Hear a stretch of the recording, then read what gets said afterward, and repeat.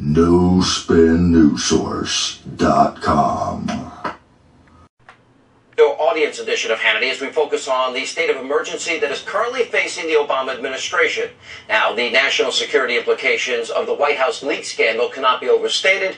In fact, one of my next guests believes that the damage it could cause may be worse than Watergate. And joining us now to explain this is the chairman of the Homeland Security Committee, Congressman Pete King, and Fox News national security analyst KT McFarland. Let me play a comment you made on Fox News Radio comparing this to Watergate. Let's roll the tape. Watergate was campaign documents. There was no real national security issue involving Watergate. The Scooter Libby investigation was a disgrace because it was leaked unintentionally by a person who was opposed to the president, not Scooter Libby. And this one goes to the very heart of our national security, involving our closest allies. So this could dwarf Watergate, correct? If the media does the right thing, it will, absolutely. And this is far more important than one. There's no comparison at all. We know what happened at the end of Watergate. Explain. Watergate basically was internal. At its least, it was an attempt to steal campaign documents, and even the related activities never went to national security issues. It was an abuse of the political process. Here we're talking about the most sensitive, classified secrets that we have being leaked openly by administration. As even Dianne Feinstein said, it's an avalanche of leaks. I don't know of any time in our history where so much has been leaked, so much devastating information has been leaked at one time, and it's obvious it comes from people close to the president. Just if you believe the New York Times, which this one time I'll do, they talk about all of this comes from people in the White House, the president's closest advisors, and he had to know about it. This is important because you wrote a piece in the New York Daily News about this. In that piece, you said it had to come from the White House because it described the president on Tuesdays talking about specific kill lists and drone strikes where he would make the final decision. So it had to be somebody in that room. Has to be somebody in the Oval Office. It also talks about meetings in the Situation Room, which is in the White House. It talks about National Security Council meetings, and everyone knows who's at these meetings. And this is the inner circle of the president. And the president said he's outraged by it. The fact is, he didn't say a word about this until John McCain raised it on the Senate floor, and Dianne Feinstein went after him. Until then, he was silent. And going back a month ago, same with the plot we had in Yemen, the Operation Yemen, that was entirely leaked. Entirely leaked. Nobody knew about it except, again, a small circle around the president, and it was leaked to the Associated Press in its entirety. It was the highest penetration we ever had of Al-Qaeda in the Arabian Peninsula, and the program had to be aborted because it was leaked in toto by someone close to the top. All right, KT, let's go to the comments by Dianne Feinstein. Among the things she said is that American lives have been put in jeopardy, and she also said this. Let's roll the tape. This has to stop. When people say they don't want to work with the United States because they can't trust us to keep a secret, that's serious. When allies become concerned, when an asset's life is in jeopardy, or the asset's family's life is in jeopardy, that's a problem. The point of intelligence is to be able to know what might happen to protect this country. And we can't do that if the intelligence is no longer kept with strict scrutiny within the number of people that need to have it. I rarely disagree with the senator. She seems very on target in this case. She absolutely is on target. I was in the White House during Watergate, and the kind of leaks that came not only out of Watergate, but out of the Church Committee hearings that happened later, where we turned over very sensitive documents to the United States Congress, and names were mentioned, names were leaked. What happened as a result of that? Our station chief in Athens was assassinated. The sources and methods, the foreign intelligence agencies, which had been doing business with us, stopped because they knew that their agents would be revealed. People who might have turned informant no longer turned informant. We lost a generation of human intelligence, a generation of spies. A lot of people think that that's why 20 years later we never saw Al-Qaeda coming. We never had anybody on the inside when we needed. Hello, I'm Kari Ilonummi, your host with NoSpinNewsSource.com. Today is June 18th, 2012. I'm here with your NoSpinNewsSource.com monthly report. That's right, here we go. Another groundbreaking, teleprompter-free episode as always. So if you wonder why I get into my little rants or whatever, it's because I'm talking to you from the heart. Now here we go. For announcements, well, remember Keisha Rogers. running for U.S. Congresswoman out of the 22nd District of Texas last month on our show with a special interview. Well, she has just ultimately won her primary election. Go Keisha. A little round of applause for you. You well deserve it. Been busting butt down there. Acting more manly than our president and most people in the government right now, so I got to give you credit for that one. Showing more fervor and strength than most men, like I said. So yeah, she won the primary elections at 51.3% of the vote and has secured the nomination of the Democratic Party and will be moving forward to the general election in November. So, as we support Keisha Rogers, so should you. Trust me, you want people like her getting in Congress. If you're smart, you know what I'm talking about. So besides that, we have a whole bunch of things to discuss today. Today's my dad's birthday. Happy 69 out there in Terre Haute, Indiana, Dad. To you. I spoke to you earlier this morning. That was nice speaking to you. We also have on today's show, ultimately, well, today, the 18th of June, 2012, is the 200-year anniversary of, guess what? Of us declaring war on the British Empire. That's right. It was the first declaration of war by the United States under President Madison. And we declared war upon the British Empire. And maybe it's about that time that we take a page from history and remember who and what we are, where we came from. And I'm convinced, as viewers out there and folks get to hear about this show and other things, and the truth comes into play through circumstances that be, I am well convinced that eventually we will see those battle lines be drawn and the people will become aware that their enemy still truly is the British Empire. But that's still a little ways for some of you to come. But you will figure it out, I assure you. Even if it takes starving and being on the streets, you'll figure it out, trust me. So, we have lots of stuff to talk about today, from cyber war to the federal judge that struck down part of what would be regarding the permanent detainment provision within the NDAA of 2011, National Defense Authorization Act. Well, we have a federal judge the other day stating, not just stating, but ultimately in an actual court hearing determining through the motion that striking down this provision as, quote, unconstitutional regarding the permanent detainment of U.S. citizens. So what happened the very next day after this vote by a federal judge? The United States Congress voted to approve the 2013, what would be National Defense Authorization Act, which allows torture as well. So it's kind of funny, you know, the day after it became illegal and unconstitutional, not that it wasn't obviously to begin with, if you look at our Constitution, but still, the next day, what does our congressmen do? Our congressmen and women, including my congressman out of the 2nd District of Washington, Rick Larson. Well, he just continually goes in the direction of Bush and Black Bush and capitulating to the destruction of this nation. So, and that's too bad. And while he may find himself getting reelected this year into a 7th term, I can assure Mr. Larson and anybody around his circles that this will be the last time he gets reelected. After 2 more years of this, I can assure you it won't be so popular kissing the butt and hanging off the policies of that of George W. Bush and Black Bush, Barack Insane Obama. So, your time is numbered, buddy. We'll just have to find someone to replace you in the meanwhile, won't we? So, on with the news. Actually, let's start with this. Check out this video regarding the 200-year anniversary of us declaring war on the British Empire and what that means and where we are today.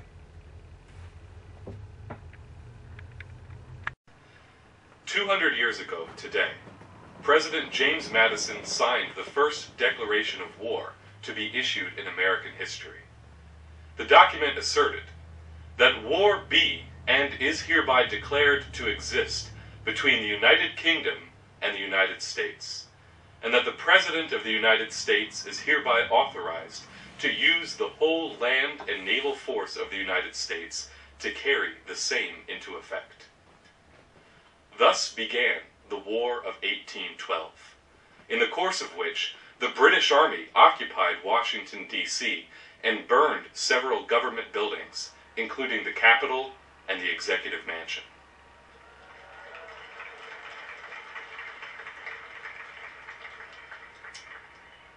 It's now been 200 years since the British came here to the White House under somewhat different circumstances. They made quite an impression. They really lit up the place.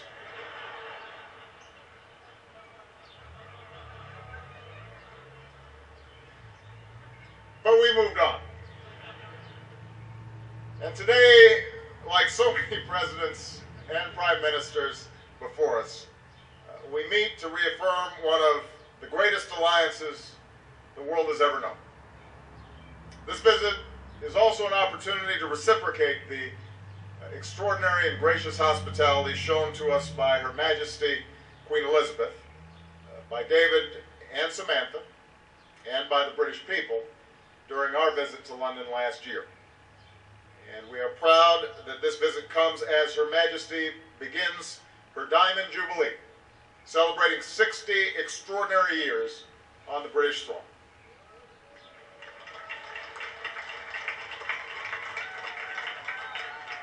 Today, 200 years later, that same executive mansion has been occupied by the British again, this time from the inside, by an ostensible British agent who was inserted by foreign interests into the office of the U.S. presidency.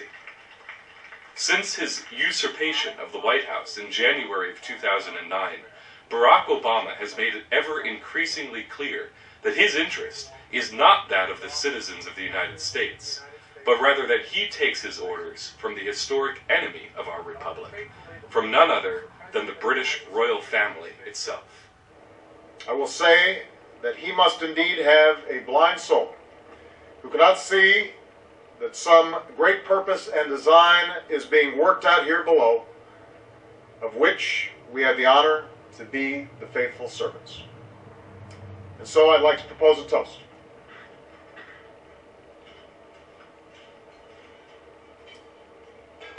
To Her Majesty the Queen, on her Diamond Jubilee, to our dear friends David and Samantha, and to the great purpose and design of our alliance. May we remain, now and always, its faithful servants. Cheers, everyone. Today, the United States remains our most important ally, and our two nations contribute to the security and prosperity of our peoples and of the world through shared national interests. Your Majesty, on the historic occasion of your Diamond Jubilee, Michelle and I send you and all the British people and members of the Commonwealth the heartfelt congratulations of the American people. In honor of your 60 extraordinary years on the throne, communities across the Commonwealth have lit thousands of Jubilee beacons. And may the light of your Majesty's crown continue to reign supreme for many years to come. The world is now divided. The dying British monetarist system on one side, the rising system of the Asia-Pacific on the other. The United States is currently firmly under the thumb of the British Empire. And welcome back to the show. All right, going off onto some of what would be the news articles and things that's happening in the news today. Obama granting more multinational power to corporations. Oh, that's nothing new, is it? Proposed unconstitutional cyber war on Syria and Iran regarding the Flame and Stuxnet viruses, and we'll be discussing that a little bit more. We have an update on what would be Glass-Steagall, the support. We have news articles such as Carnegie Institute calling to spray aerosols in the upper atmosphere to block out the sunlight. That's right, the Carnegie Institute wants to block out the sun. Talk about playing with fire in Mother Nature, huh? Royal Society's recent document promoting the British monarchy's agenda of fascism and genocide, which I vaguely spoke of on the last month's show for May. We have the ATF asking for the books at gun stores in Alaska recently, and Department of Homeland Security list of deemed suspicious words. That's right. There's all kinds of interesting words that are deemed suspicious, and you may be surprised at what they are. We have George Zimmerman's wife, Shelley Zimmerman, if you remember the Trayvon Martin case, was arrested recently on perjury. 82% of the British citizens demanding a vote of the people to have a say to decide whether to leave the European Union. That's right. Even the Queen's subjects herself, even though she thinks the whole world is her subjects, are her subjects, but still are saying, hey, enough is enough, lady. Spike Lee saying that Obama chances of re-election are not a sure thing, unquote. Yeah, I'd say so. Let's see. We have President Obama rapidly losing support amongst African American voters, according to Business Insider on June 12, 2012 article. China has just sent its first woman astronaut into space, which is very exciting as well. So as we are refusing to go into space, we have to cut grandma's health care and cut her off the lifeline period for the last 3 months of health care to provide supposedly the jobs for 10 teachers. As you remember someone saying just a couple of shows back, that ultimately here we are. We don't really have to choose this, but it is kind of interesting. We also have the head of the U.S. Postal Service, Master General Patrick Donahoe, said last Tuesday, in an article by CNN Money, that if the service does not cut cost, and if Congress fails to act, that it's going to be in the same dire straits as Greece. You seen what's going on in Greece lately? Hell on the streets, no confidence votes, government being overthrown left and right, and austerity being shoved down the throats of the people. We have suicide rates going up at an all-time high. And it used to be, Greece used to have one of the lowest suicide rates in the whole planet. Now they are amongst the top 10 highest, as the economy is really imploding there. There's also lots of people, besides committing suicide, who are dropping off their children at public places and whatnot, regarding police, firefighter centers and whatnot, as they are abandoning their children because they feel that they cannot maintain caring for the needs of their child anymore, due to the fact that the government has created such a mess and a conundrum that the people can't even have stability in their own homes. And they're saying that you need to pay more tax money, give up your health care, and give up every bit of last things that you have in order to pay more bailouts. Remember, folks, as I've just mentioned 2 weeks ago before our Arlington City Council and Mayor, that ultimately, as I've mentioned before, time and time again, prior to them being enacted, and I remind them now just to help rub their face in the proverbial pile of matter on the floor like you would a dog, just to make sure they know what's up and who's the boss of the house, that ultimately I've been right and you've been wrong. I stated that what would be, it don't matter if it was the budget austerity cuts that we came in with on the latter end, or to begin with what would be the good old bailouts, which are continually progressing, and they're warming up and preparing for, once again, quantitative easing bailout number 3 in the United States here.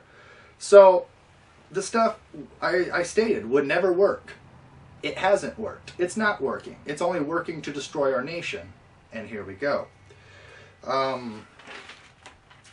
The state of North Dakota is putting forth legislation to be voted on by its people here shortly, in which will, if passed, eliminate property taxes. We have Politico and Blaze.com discussing an article regarding presidential hopeful and candidate in what would be Congressman Ron Paul's son, Rand Paul, specifically. And Rand Paul is now supporting Mitt Romney. Now, how did that happen? Now, that is the question. Now, I don't have an answer for you on that one. But what is interesting is, and maybe we'll show this on our next show since we have so much going on here today, video, commentary, and articles and other footage going on, that ultimately when the senator, Mr. Rand Paul, was confronted regarding the Bilderberger Group, just a few months ago, he acknowledged that all of his information came from Alex Jones and whatnot, from the PrisonPlanet.com and Infowars.com website.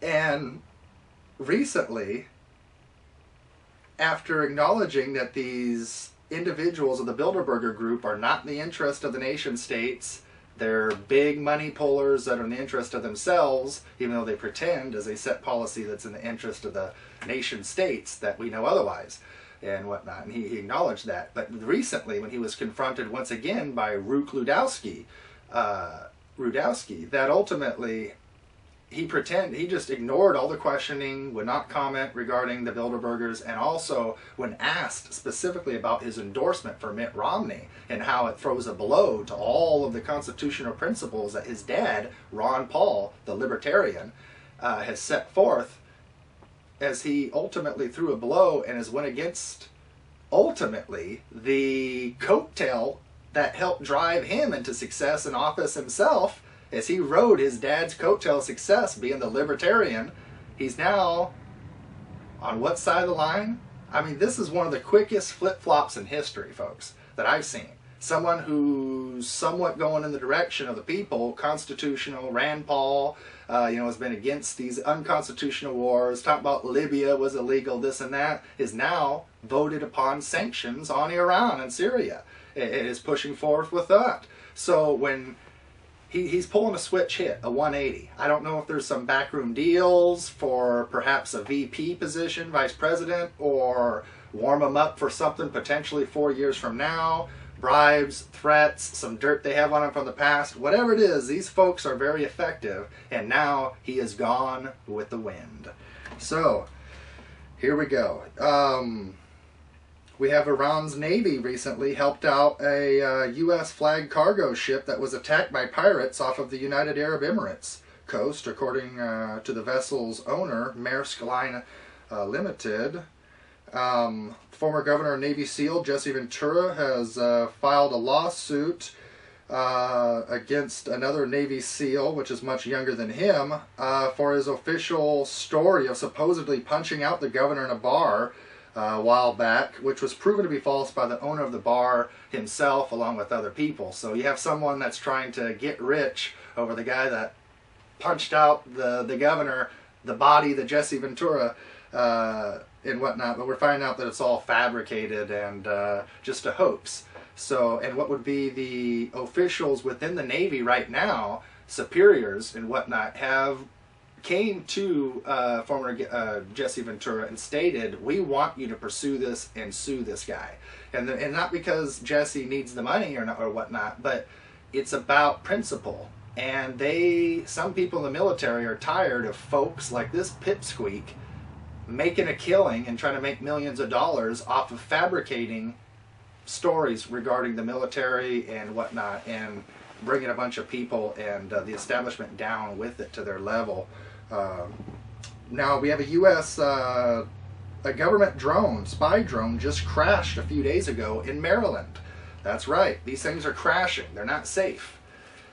You don't want them in your town, trust me. It is illegal. But you won't like the impact, that is for sure. Now, we have Plan X, the article by RT, Pentagon's blueprint for full-fledged cyber war. That's right. The wheels of the war machine are ever turning inside the Pentagon, but the Defense Department's latest endeavor won't involve fighter jets and armored tanks. Oh no. The Department of Defense is putting aside billions to enhance its cyber war capabilities. The Pentagon's Defense Advanced Research Projects Agency, DARPA, is turning towards the private sector and America's next generation of computer whiz kids to recruit forces for its next war. A report released Thursday by the Washington Post reveals that DARPA is looking to invest $1.45 billion of your money during the next 5 years to up its online abilities, thwarting acts of cyber terrorism. Interesting. So instead, the Pentagon is itching to ensure that America can carry out an offensive cyber war on other nations rather than just readying the U.S. to defend itself against similar assault from abroad. And we have other articles that discuss this as well. So it's illegal for other countries to provide us with cyber war, to invade our nation and overthrow our president or this or that or the other. It's illegal for other nations to have nuclear energy, bombs, or anything, but we can have it. And some of us, big folks, strong nations, we can have it. But it's one set of rules for us rule makers, and it's another set of rules, apparently, for all the rest of the world, which is rule followers. And we wonder why the world's not respecting the United States not too much at the moment. So, Secretary of State Clinton is back again. And, you know, I mentioned before that there would come a point in the road when the faction of Clinton and what she represented, which was helping to stave off World War III, was helping to provide a counterforce to this president. I mentioned that the office of the presidency, I said this a year ago, cannot go in two separate directions. Of World War III kissing the British ass on one side, or the other side of the angle, which is to avoid a World War III conflict altogether, that one side eventually would have to cater to the other side. And apparently Clinton is catering, and we see former President Clinton now rallying at campaign rallies for President Barack Obama. So he's destroying his reputation. For those that still like Clinton, I live in a very liberal area, Democratic-based area in general, not so much in the city of Arlington, but especially throughout the regional aspect, living in the Seattle area. So, with that being stated, you know, the wheels are a little slower to turn over here. These folks were with me and against Bush several years ago, but they're a little slower. The tides are to go against Obama because it's a Democrat and whatnot, and everybody's scared to be called a racist and whatnot. Well, you don't have to be bitter, you don't have to be racist, you don't have to be a bastard to realize that Barack Obama is bad for America. And this is not change you can believe in. It's changes that's going to send us to the slaughterhouse, and we're almost there. We're next in line. So the TPP secrets, another RT article. Obama covertly granting more power to multinational corporations. I had a guy tell me at church the other day that this president, unlike the last one's not in bed with Wall Street. I told him, buddy, you need to read what I'm reading. And you do. You do. Love you, George, but you do. Okay, so let's read this article, shall we, together? All you gotta do is Google TPP secrets, Obama covertly granting more power to multinational corporations, so you can read it for yourself. But if you just want to listen to it, here it is. Despite the White House efforts to keep a proposed free trade agreement concealed from the public, oh wow, really? And even Congress, an excerpt from the TPP leaked Wednesday reveals that President Obama is prepared to bow to no multinational corporations. The United States has been engaged in discussion with 8 Pacific nations to come to an agreement on the terms of the proposed Trans-Pacific Partnership, a free trade contract that would allow for a more open system of exchange between the U.S. and less developed nations. Critics have been concerned, however, over how provisions of the project could drive up the price of medications and other goods across the world. The White House reluctance to provide details to even leading lawmakers responsible for America's trade plans has caused a rift within the president's own political party as his administration remains adamant about protecting the items being heard. I want to go more into this, folks, but we got so much to discuss today, and I've got a stack of articles to talk about. So, look into it. Flame and Stuxnet, the new cyber war viruses unleashed by the same master, according to RT as well. Well, here it says those who commissioned the malware Flame also created the deadly Stuxnet, says Kaspersky Labs, who have discovered an identical piece of code in both worms. Both appeared to be unleashed programs are probably part of the same cyber war campaign, it states. It goes on to state, the article does, that, quote, the new findings that reveal how the teams share the source code of at least one module in the early stages of development prove that the groups cooperated at least once, wrote Mr. Gostev, chief security expert for Russian security company Kaspersky Labs. Flame, which was discovered only last month despite operating for several years as a cyber espionage program. After infiltrating computer systems through hundreds of possible vulnerabilities, it records all of the user's information, from printed documents to voice recorded on the microphone. We should go more into this, but remember, I've been telling you before, folks, about what would be a attack upon our constitutional rights. I keep talking about that, along with hyperinflation, the British Empire, whatnot, and the government spying on us. Here it is, step by step by step. Now, Glass-Steagall, something we need to be discussing here today.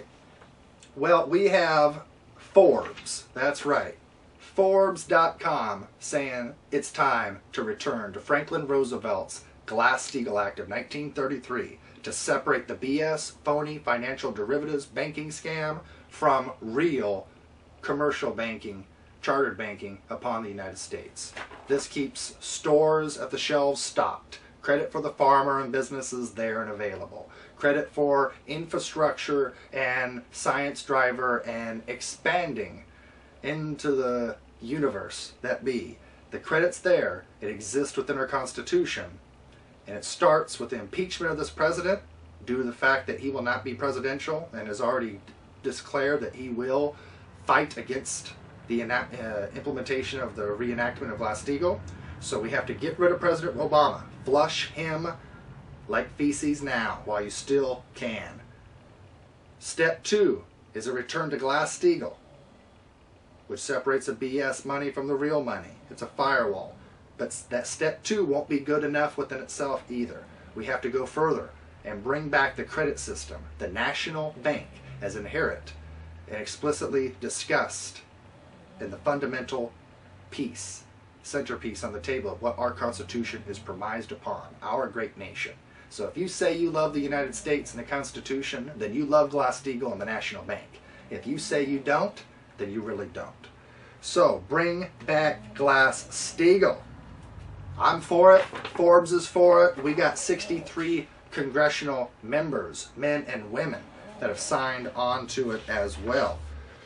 So we have Representative Judy Chu, Democrat from California, 32nd District, has become the latest co-sponsor of Marcy Kaptar's H.R. House Resolution 1489, Return to Glass-Steagall, in other words.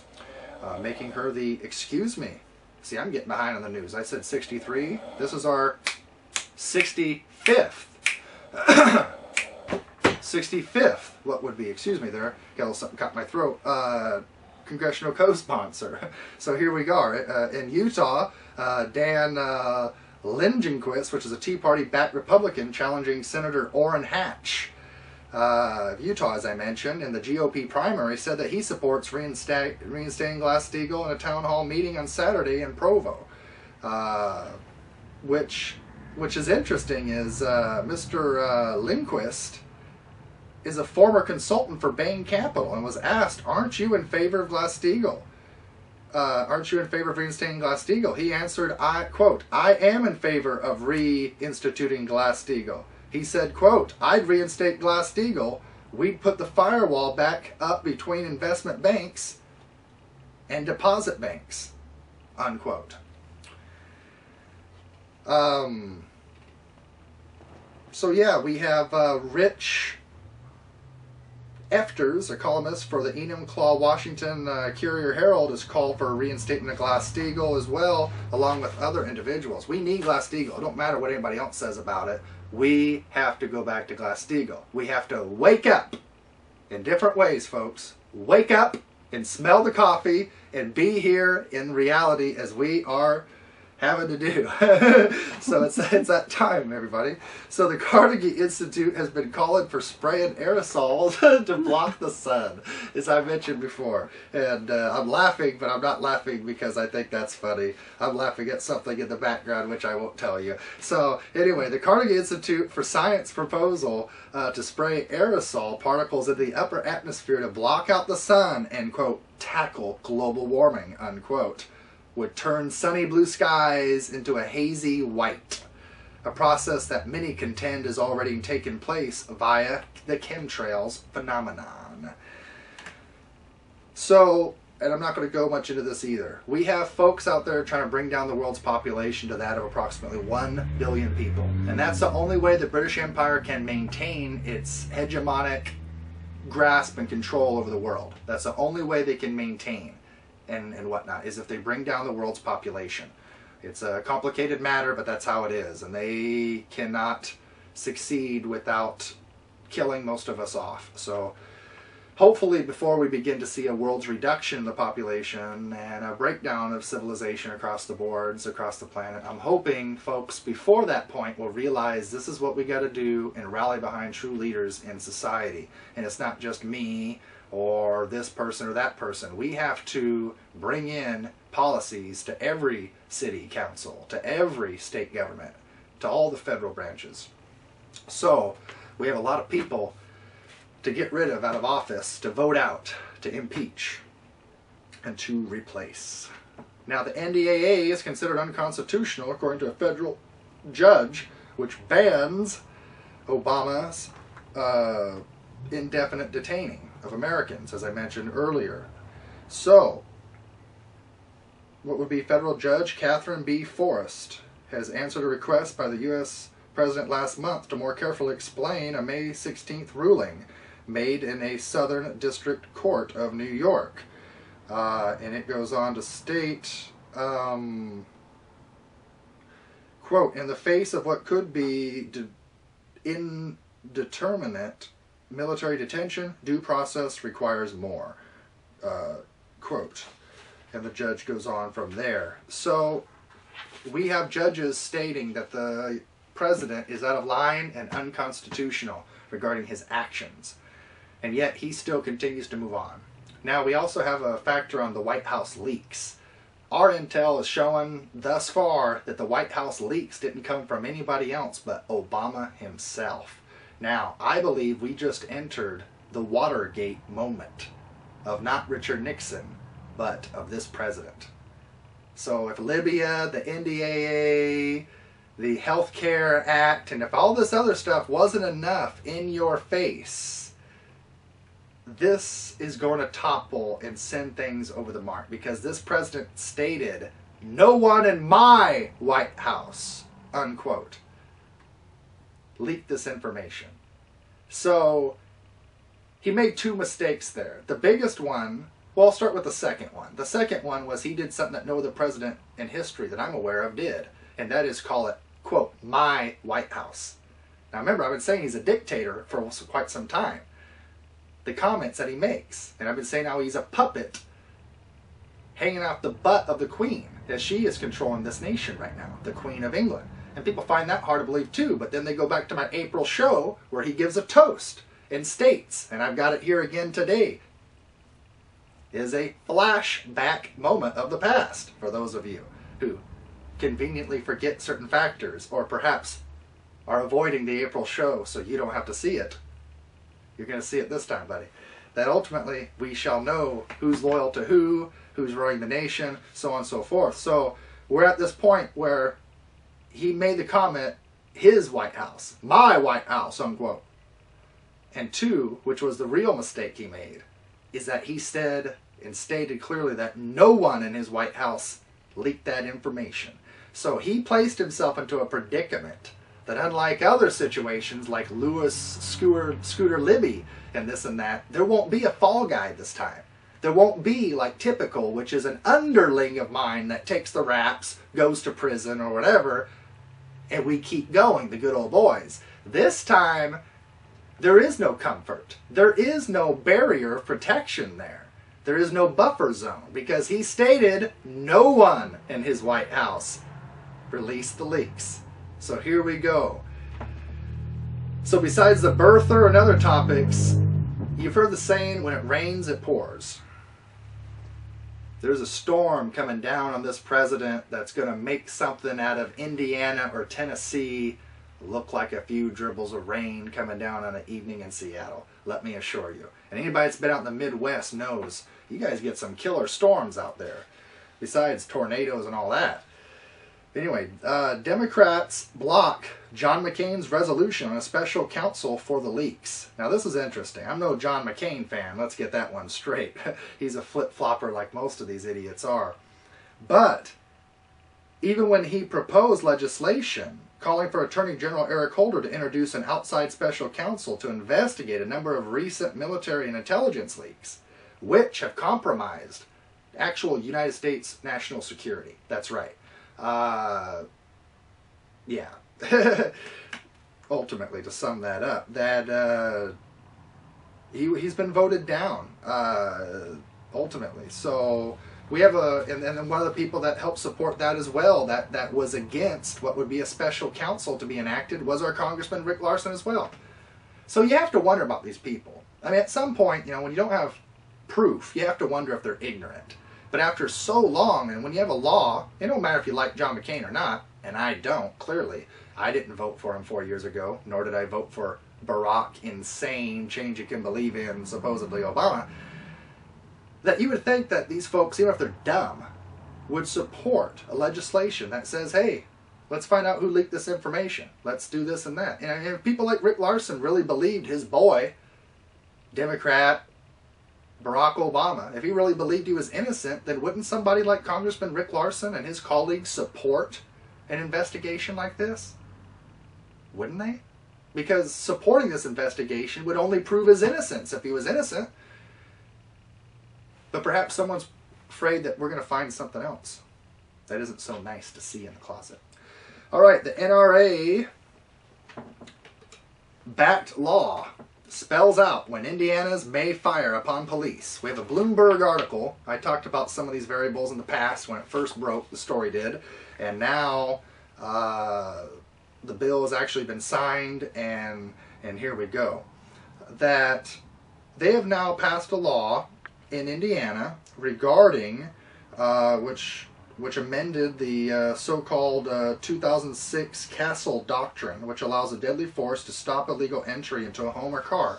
So to quickly summarize this, what this is ultimately, if a police officer or anybody else comes to your home without a warrant, tries to force their way into your home or whatever, you have the right to use deadly force against them as you would anybody else. Just like if someone were to attack and rob you and your wife, try to kidnap your baby girl out of the grocery cart or this or that as you're leaving the store, you have a right to pull out your .45 and let them have it. Well, or whatever you got you're packing.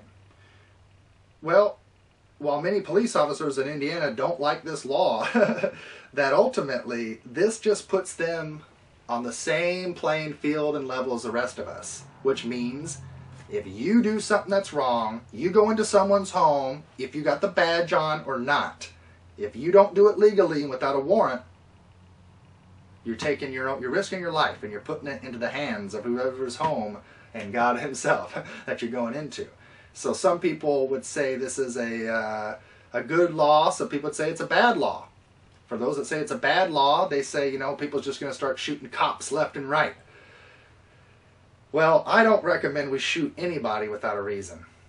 I like having police on the streets, firefighters there for when the house gets burned down or when there's this and that and the other. It's nice to have an aid car there to be there for us. So I don't propose by any means that we go and round up the police and military and shoot them. No way. We need them. But when figures as such get out of line, that's right.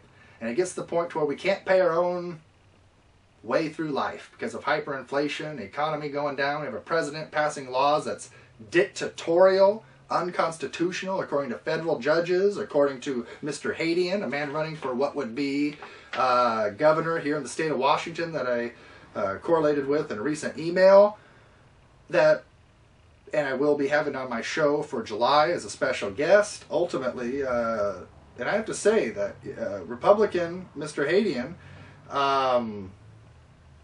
that's running for governor of Washington State, I asked him different questions regarding the UN, the war in Libya, if it was constitutional to invade or not. Should the DEA be raiding milk farms for raw milk? Is the NDAA authorization of permanent detention of a suspect terrorist constitutional, and what does he believe regarding other variables such as is Obamacare constitutional, and should we get rid of the right to bear arms because senators such as Charles Schumer wants to get rid of that. And I have to say, every single answer that he had thus far was rather impressive, and we have to discuss what would be Glass-Steagall with this man and National Bank of Alexander Hamilton. But if he agrees with those two things, he's going to have a full-fledged endorsement and support of myself and NoSpinNewsSource.com. So I'm not saying that he has my endorsement yet, but he's quickly heading in that direction.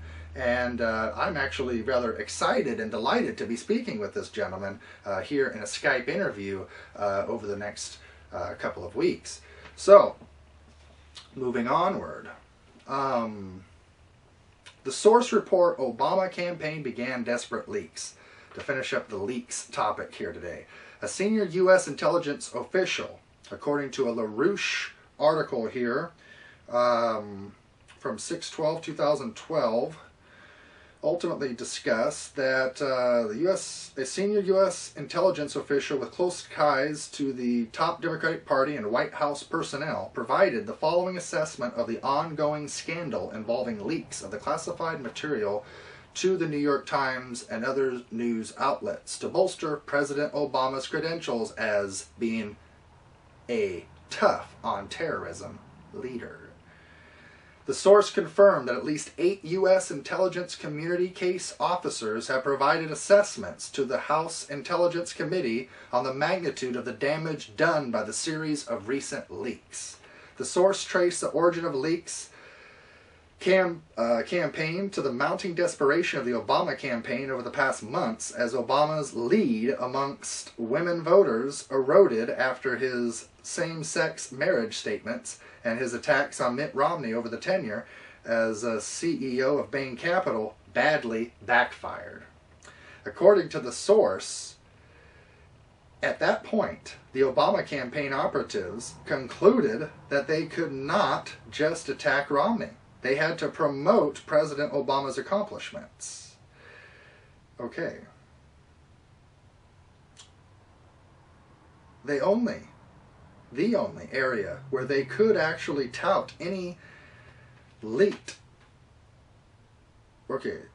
excuse me here, out of desperation, they leaked the stories to the media and things totally blew up in their faces. Now the scandal has, quote, has real traction, unquote. And Obama only made things worse at the last week's end by claiming that he was outraged as being accused of having anything to do with the leaks. And he went so far as to saying that no one in his White House had anything to do with the leaks. And it had nothing to do with politics or re-election campaign. Sure it doesn't. Sure. Similar words have been spoken by old Richard Nixon right after the arrest of the Watergate burglars. And those words came back to, quote, bite him in the ass, unquote. The source noted that the leaks could have came from the campaign organization. Given that David Axelrod was attending some of the Tuesday, quote, kill list sessions, even though he is no longer in the government. Whether it was via the campaign apparatus or White House staff, the source concluded, quote, it came from Obama, and it has to be, quote, very hard for the president to dodge this, unquote. Excuse me there.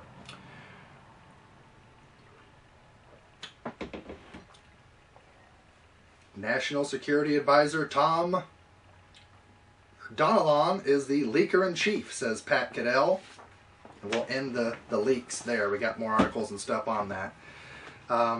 Royal Society promotes British monarchy's agenda of fascism and genocide. That's right.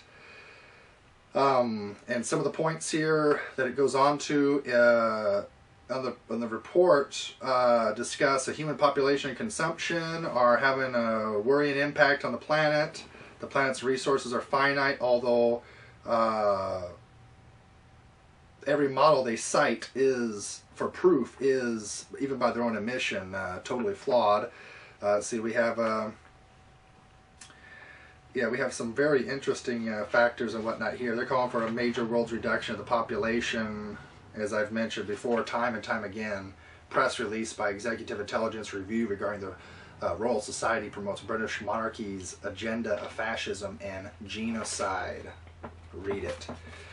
Google shuts down another conservative blog, KSM Trial Edition.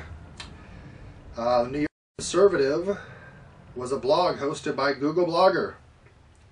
Says, I started the blog in February of this year and posted 17 columns prior to the KSM entry and commenting on political matters and issues affecting the Catholic Church.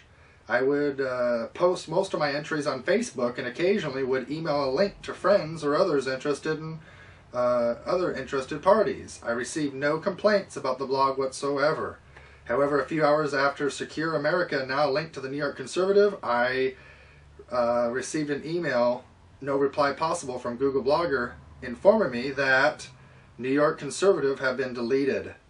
The email classified my blog as, quote, spam. So I mentioned before, and I'm worried I'm going to be next on the list eventually. It's just the right time that ultimately we're going to see major forms of oppression on the note of restricting our right to free speech. And we've seen proposals from ACTA, SOPA, PIPA, and this and that globally, and what they're trying to do. And this just goes, you know, it just goes further and further. They want to implement their own special internet so that way they can choose who gets to be part of the gang and who don't completely, and completely shut folks like myself and Alex Jones and LaRouche and all these other people. They want to shut us down completely and shut us up. Minnesota police accused of giving out pot to watch behavior. That's right. So we have cops arresting people for using marijuana, and we also have cops giving people marijuana in order to learn about them. Huh. Have your cake, eat it too. Talking about playing on both sides of the field, huh? Very interesting. This is a Reuters article here by Davis Bailey, Reuters, Monday, May 14th, 2012.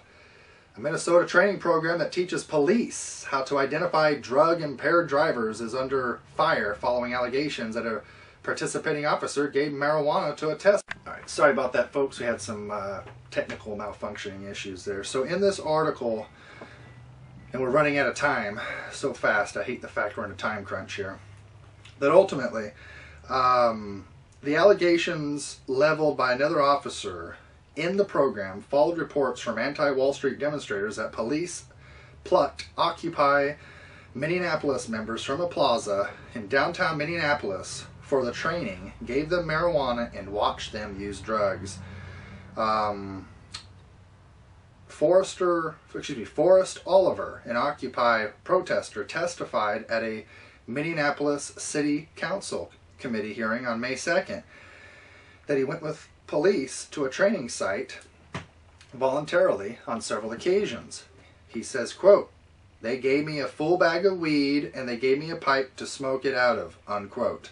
Oliver told the hearing.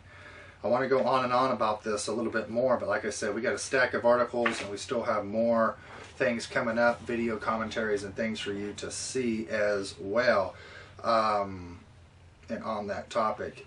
So, like I said, we have drugs busting your son for doing drugs, and then we have the same cops giving your son or other people out there drugs as well. Figure that out.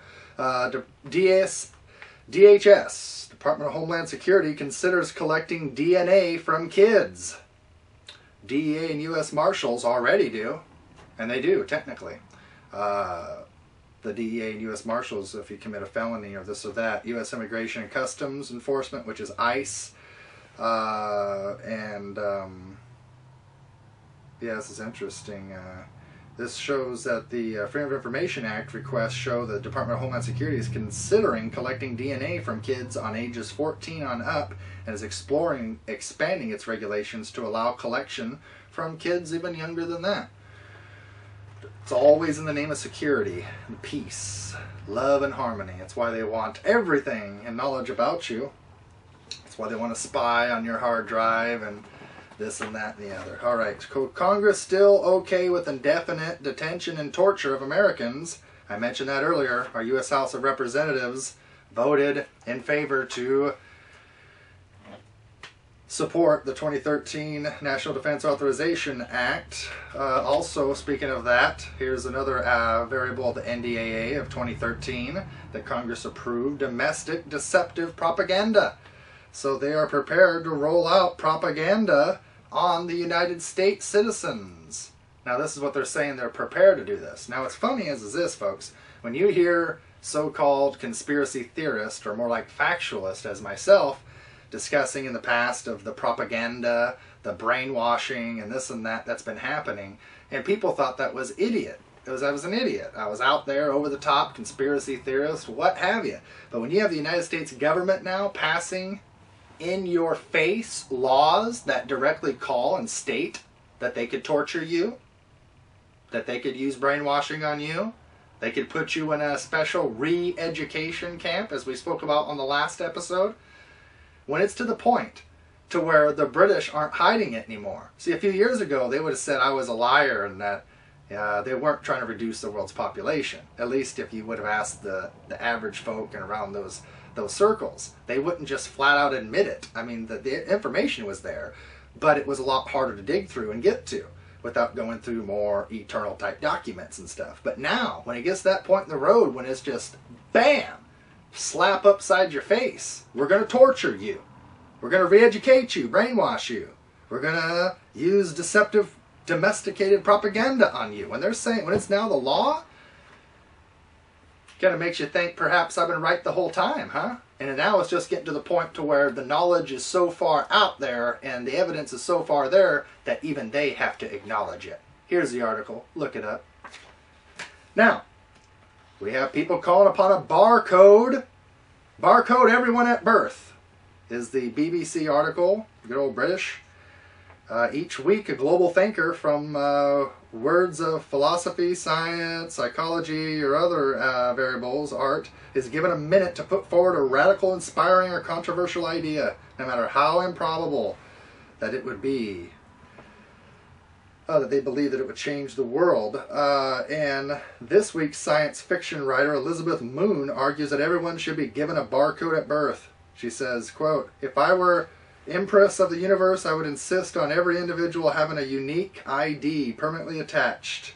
A barcode, if you will, an implanted chip to provide an easy, fast, inexpensive way to identify individuals." Here we go, folks.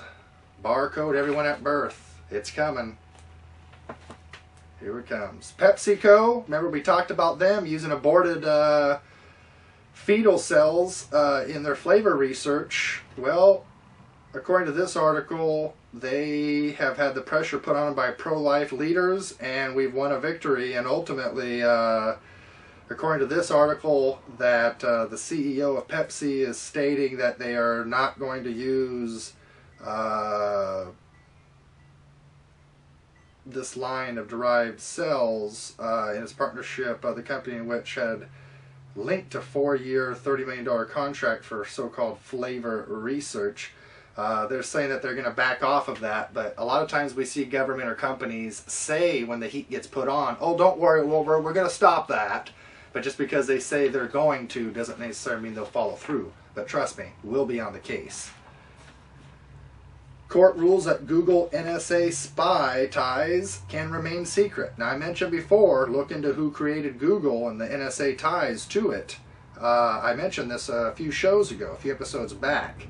Well, here's the article.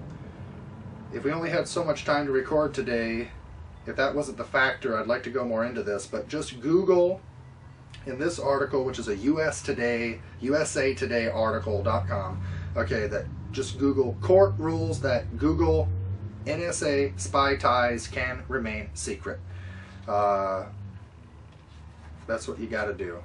And the evidence is here. Another Forbes article regarding Facebook's elite cash in, but other insiders must wait. Remember the good old Mark Zuckerberg, Facebook. Well, apparently they did a what do they call it? invest and dump or something like that scam. It's apparently happening where all these people, they put in money into something, they drive something up to make it look like it's valuable, and then they cash in under circumstances, and then other people that don't have the insider knowledge and flexible abilities within their contracts, they have to stick with it as the shares and stock drives down over time to come before they can sell. Well, it's funny because a whole bunch of insiders were able to cash in, but other people are not able to do that. I want to go more into the article. I don't have time. What I will say real fast is, speaking of me, on Facebook, I commonly post what's happening with lots of news articles and whatnot. I hardly go into personal stuff in my life. I use it more for just showing articles as these. Every one of these articles are on my Facebook and Twitter links. And what's funny is, as I mentioned before, that I've had a Facebook page for NoSpinNewsSource.com as well, separate to Kari Ilonummi page for what would be Facebook. But as soon as I talked about Mr. Zuckerberg, Mark Zuckerberg, which was the creator of Facebook, in one of the articles referring to us as dumb effers, unquote, anybody who gave him their personal information. That's what he referred to us as the beginning of Facebook. Anybody that gives me information is a dumb effer, unquote. That's what he referred to us as. Kind of makes you wonder, you know, if we're dumb effers, why are we dumb, and what is he doing with our information? And what is he doing allegedly going to the Bilderberger meeting? Ah, that's very interesting as well, huh? So, very, very interesting. Could it be perhaps that some companies and folks such as Facebook and folks are creating backdoors and information to make it privy and available to government and other places? Who knows? Let's see. Yeah, I discussed earlier regarding ATF demanding agents asking for the gun shop's books. Now, one of the last articles we have here, TSA Viper teams and CBP agents spotted patrolling a music festival recently in what would be, I think it was near Detroit, Michigan, somewhere in Michigan. The federal government is being hell-bent on, keeping America safe from dangerous terrorists. The kind of terrorists that like to disguise themselves as happy-go-lucky electronic music festival goers even. Oh, you gotta watch out for those. Whew, those are the worst ones of them all. They'll get you. Presumably, that is why both the TSA Visible Intermodal Prevention and Response teams, Viper, as they're known, Viper teams, and Customs and Border Patrol agents were deployed to Detroit's Electronic Music Festival recently. So see, first of all, it was the airplanes. We're going to search just people going on airplanes because that's where terrorists are at. Now, apparently, terrorists are everywhere. So when you go see Sammy Hagar and Chickenfoot like I did last week for my birthday, or anything else, well, I wasn't patted down, but pretty soon you're going to have these crews out there as such. And don't get me wrong, I've been to lots of other shows in my past. Been to 66 famous bands and concerts altogether, and it's pretty accustomed to being pat down before you go into these places, but it's by a private security, and I haven't had a real issue with them really groping me in places I don't want to be groped. So I guess people have just kind of, go along to get along and just kind of go with it and whatnot. But anyway, so we have a target on your back. Department of Homeland Security has a list of words deemed suspicious. And what could be deemed suspicious? Just about anything. Let's see here. Words that reflect. Well, let's read the article. The Department of Homeland Security has flagged hundreds of words as suspect. And while many make sense, like Al-Qaeda, some are just plain odd. For example, the Department of Homeland Security may dig through your cyber file if you write something about snow or pork. Those are two key words. So if you just come back from a beach holiday in Mexico and posted about it on your blog, or maybe you tweeted about a skiing lessons, or updated your status saying that you're stuck home with food poisoning, guess what? That might be all it takes. Because technically, pork, not just Al-Qaeda, but snow, these words are used. Gotta watch out. And there's hundreds of words. It says, Department chiefs were forced to release the manual following a House hearing over documents obtained through a Freedom of Information FOIA request. Lawsuit. It revealed how analysts monitor social networks and media organizations for comments that, quote, reflect adversely, unquote, on the government. And it goes on to state more and more. So there's all kinds of words that are on this list, such as pork and snow and so much more, and I want to go into this so much more in detail. But it's an RT article. All you gotta do is Google RT, target on your back, DHS has a list of words deemed suspicious. Google that, read this article. Like I've been saying, from New York Times to RT to whatever. Speaking of New York Times, Obama's kill list, test of Obama's principles and will. Here you go. Here's a little close-up for you. I mentioned this on the last show, but I didn't have a printout at the time. That ultimately, even the joke of propaganda news mainstream is beginning to start coming to the direction of real news, which is right here. NoSpinNewsSource.com.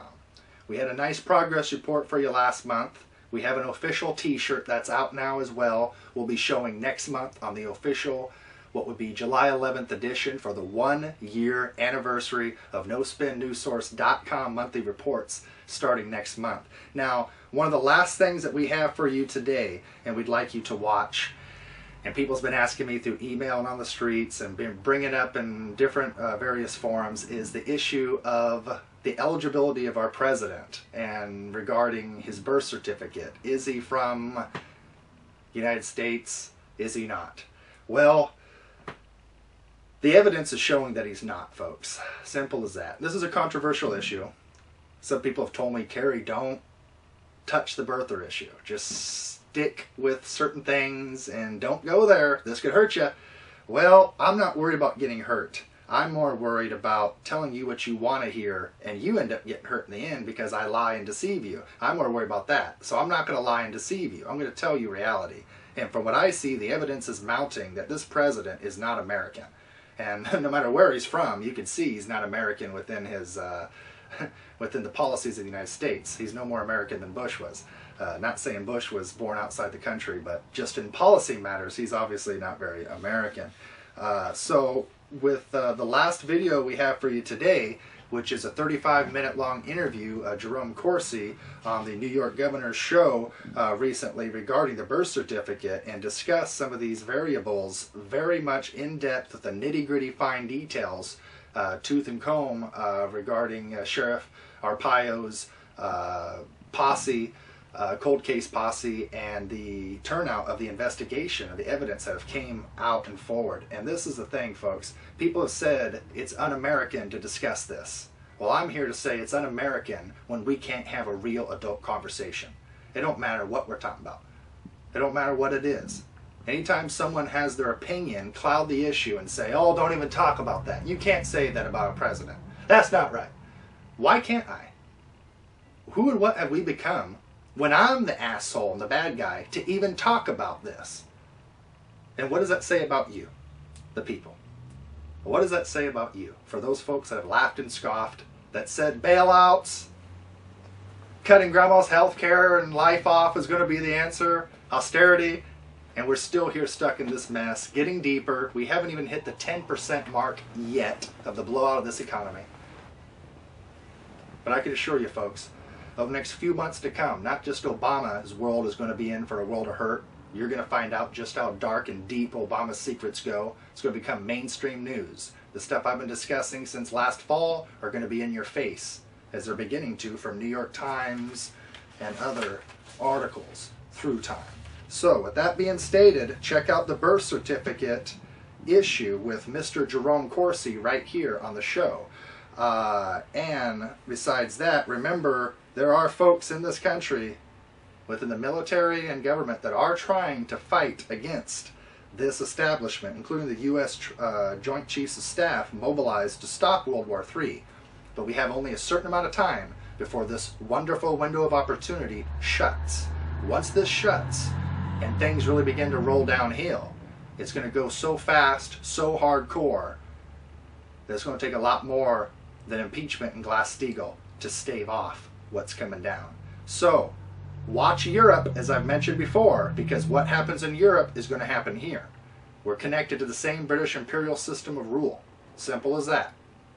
You can try to argue and debate. You won't go nowhere with me because you're wrong if you're debating me. I know economics. That's my strong point. I understand money and economics to a degree that most people that have studied economics at a so-called university can't begin to compete with. There's reasons for that, because you've been brainwashed. So, check out this show. I'm Kari Ilonummi. This is your NoSpinNewsSource.com monthly report, and we'll be looking forward to seeing you next month for the 1-year anniversary of the show. Take care of yourselves and each other. From now till then, signing off, I'm Kari Ilonummi. In the last couple of weeks, the international strategic situation has dramatically changed. A couple weeks ago, Helga Zeppelrush said that we're in a period which is reminiscent of August of 1989, the months preceding the fall of the Berlin Wall. And what you have now is a situation which is so tense, on the brink of thermonuclear war, and most Americans are not even aware of what is going on. What has occurred is that President Obama has picked up the leftover policy of the Bush-Cheney administration to encircle Russia in Eastern Europe with a series of anti-ballistic missile defense systems. If these systems were to actually work, and there's reason to believe that they would not, but supposing they did, we could then knock out the Russian missile system within 3 minutes, which completely offsets the deterrence and international stability. The chairman of the Joint Chiefs of Russia, Makarov, said at a security conference in Moscow last week that this is absolutely unacceptable, that if NATO goes ahead with this proposal, and NATO so far has refused even to issue a written statement confirming that these systems are not directed at Russia, so that if NATO and the United States go ahead and build these installations in Eastern Europe, Russia will be forced to launch preemptive strikes and knock out these systems. This is not a bluff. The American media is trying to make light of this and say that the Russians are bluffing, but if you imagine the situation in reverse, if the Russians were to establish a series of anti-ballistic missile defense systems in Mexico and tell us that this was not aimed at the United States and it could wipe out all of our military bases in a matter of minutes, do you think the United States would allow that? Obviously not. So we have put the Russians in a situation where they will be forced to respond unless Obama is removed from office or can be made to come to his senses, which at this point is unlikely. Obama is saying that he will possibly change his position after the November elections. The NATO summit where this is being decided occurs May 20th. That's 2 weeks from now. So we are in a countdown of literally days to a possible thermonuclear confrontation with Russia, possible preemptive strikes on our installations in Eastern Europe if we choose to go ahead with this insane policy. Now, in that context, the Russian news media has begun to publish a series of very lengthy articles on the American statesman and economist Lyndon LaRouche. And the Russian editor was just interviewed and asked about this, and he said, well, it's interesting, the intellectuals of Russia are very interested in discussing LaRouche's views, particularly his views on the British Empire, whereas in the United States, the intellectual community is terribly controlled, almost as if under a dictatorial regime where people try to brush off LaRouche's warnings saying he's a conspiracy theorist, and that way they feel that they don't have to discuss them at all.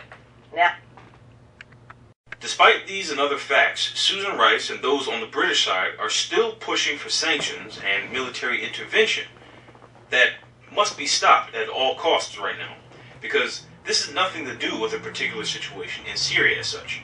It has everything to do with the overall intention to find some way to get nations like Russia to submit to a virtual political and economic dictatorship which would ensure that the collapsing British financial system maintained its standing as the leading hegemonic system on the planet. That's what this is about.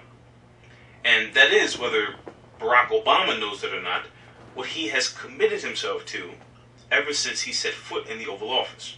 A commitment to a policy of his current campaign manager, for example, Tony Blair, a post-Westphalian orgy where international rule is forced by regime change.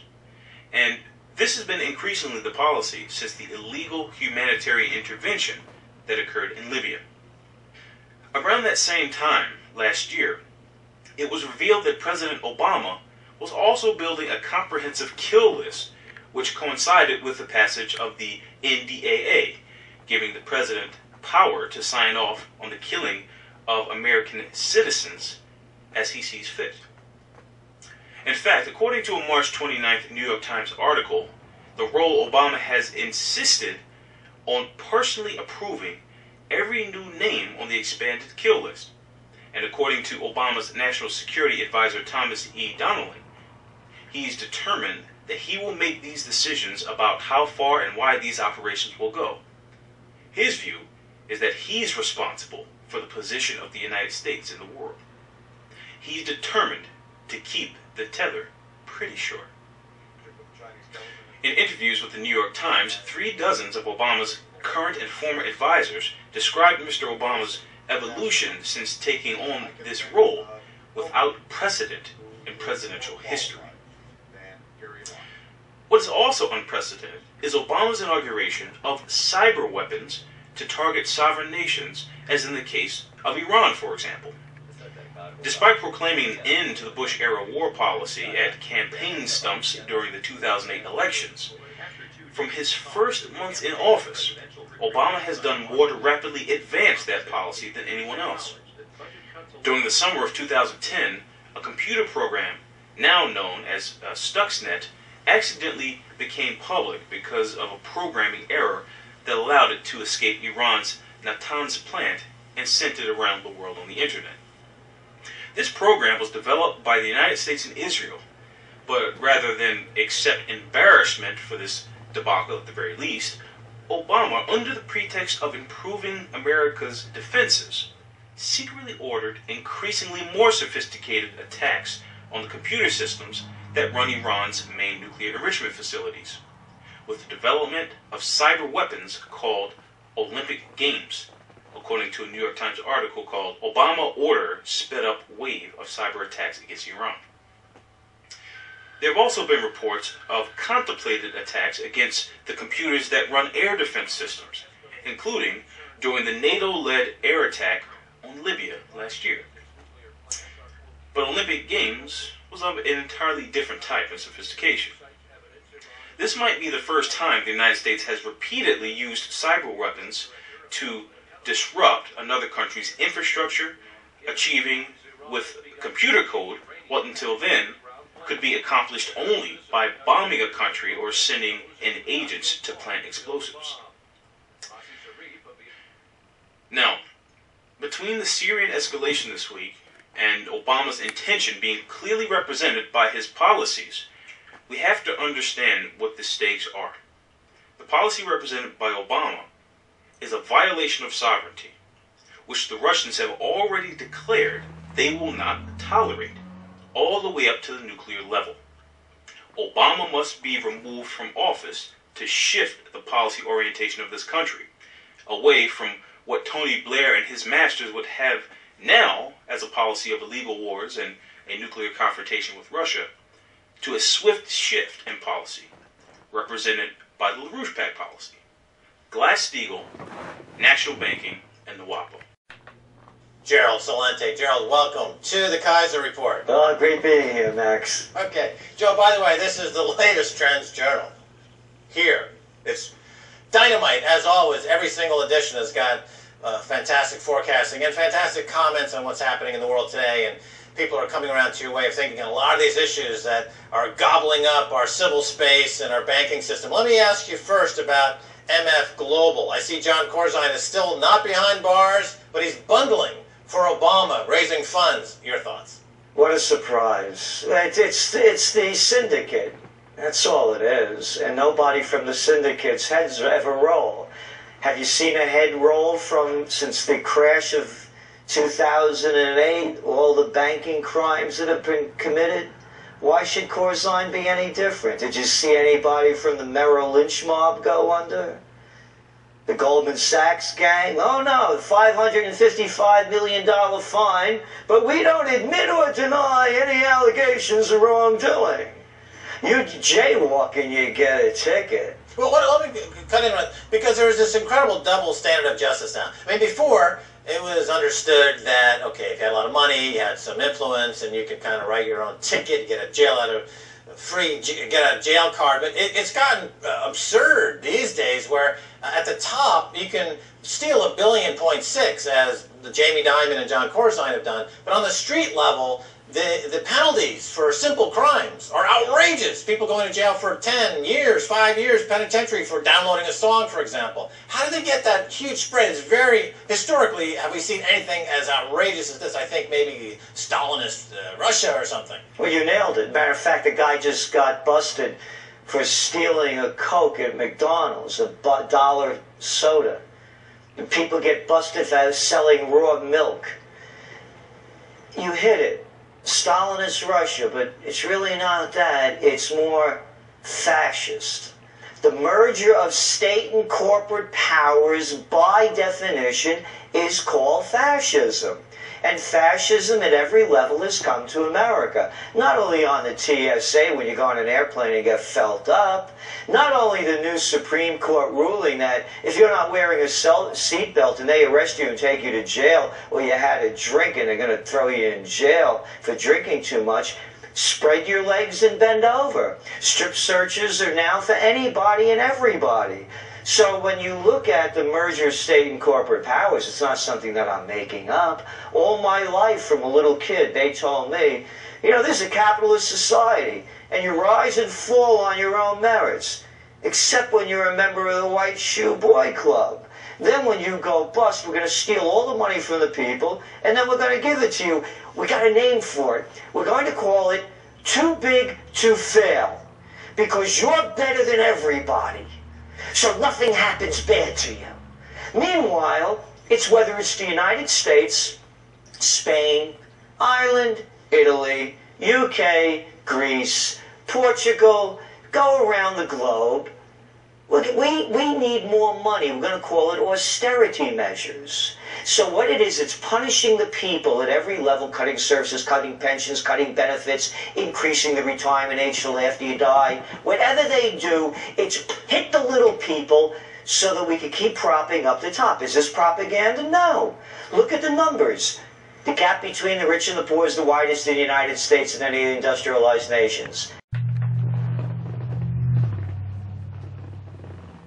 The only people who don't want to disclose the truth are people with something to hide.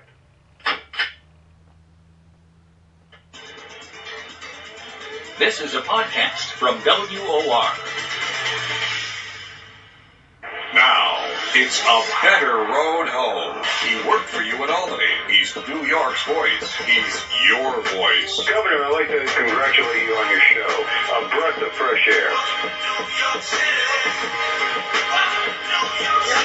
Welcome to the Governor David Patterson Show. A mistake that candidates make in campaigns is they attack everything. After a while, the audience's eyes just glaze over. New York's only local news talk in the afternoon. It is impossible to determine who said what to who. They probably both believe what they said. I'll bet you that they could both pass a polygraph. Now, the man with the inside track on the tri-state. Here is Governor David Patterson. Well, after 48 hours of rigorous effort, I think I have cleared up that I do not think that President Obama got away with anything. I think that he was born in Hawaii. However, what I promised on that same show Tuesday afternoon is that we would give the issue of the birth certificate yet another hearing. Now, in 2006, it was in the spring, because I was a candidate for lieutenant governor. I was traveling around, and one night found myself listening to Coast to Coast, then on another station, for a debate about whether or not oil comes from our antecedent reptiles, or whether it's abiotic, that it, in a sense, comes from rocks interacting with carbon and hydrogen and creating it underground.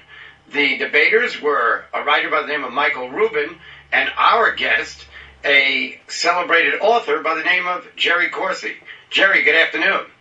Good afternoon, Governor. Who won that debate according to the audience counts? Do you remember? I wasn't able to... Took a survey at the end of it, and I won that debate overwhelmingly against Michael Rupert. I'm glad you brought it up. Thank you. Well, you know, I wasn't awake long enough to hear who won the debate. I will say, I thought both of you were outstanding. Thank you. So now, today, Dr. Jerome Corsi, who is a senior staff writer for the WorldNet Daily and #1 New York Times best-selling author, Where's the Birth Certificate? The case that Barack Obama is not eligible to be president of the United States.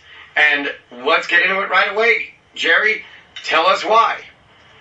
Well, first of all, Governor, I think we had some pretty startling evidence come forward when it was made clear that President Obama has had his literary agent and publicist for 16 years, 1991 through 2007, put on the website, publishing catalogs, give out for interviews the biographical information that Barack Obama was born in Kenya. And it's not credible that she just made a mistake. I'm an author. I give all the biographical information comes from the author, is the responsibility of the author. You hear your biographical statement repeated just as you did with me a moment ago in introducing me to your audience. That comes from my publicist and from my statement. So Barack Obama, for 16 years, heard his publicist, read in a catalog saying he was born in Kenya, and made no effort to change it. But there was talk about President Obama running for president after his speech that I witnessed at the Democratic National Convention in Boston in 2004. So once that was in the air, leaving out everything else that you said, it had to be a mistake if it stayed there on the website for 3 years. Well, it should have been changed immediately unless Barack Obama simply didn't realize the significance of this. I've got quotes from Obama and statements from Obama going back, virtually through his entire public life, in which he's been happy to say he was born in Kenya, to have that published and not correct. So you have quotes from him where he says this himself? No, I'm saying in print. In print from his speeches, from his introduction. Well, that's what I'm saying. If he wrote the speech, then it's a quote from him. You have that. No, I'm saying various reports, newspaper reports of Barack Obama have published consistently that he has been born in Kenya. The newspapers going back 20 years stating this, and they have never, at the time they weren't. Oh, you're saying the newspapers said he was from Kenya, and he doesn't refute it and make a correction. And I interviewed the postman who delivered mail to Bill Ayers, his family, his father and mother, in Chicago.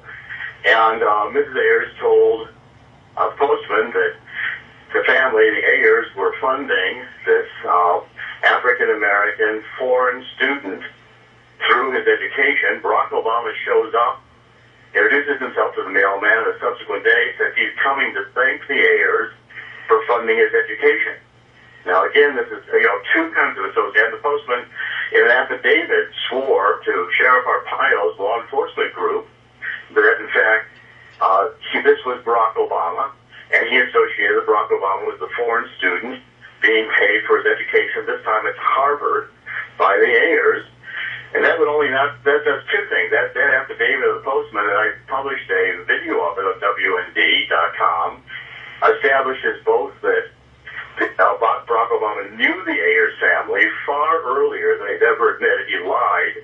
Barack Obama saying that he just knew Ayers because he was some guy in the neighborhood and their kids went to school together. But leaving that part out, if Ayers helped him with his college education, which I've never been aware of until this moment, why would that prove that he's a foreign student? Because Mrs. Ayers said that it was a foreign student they were helping. It was a foreign student.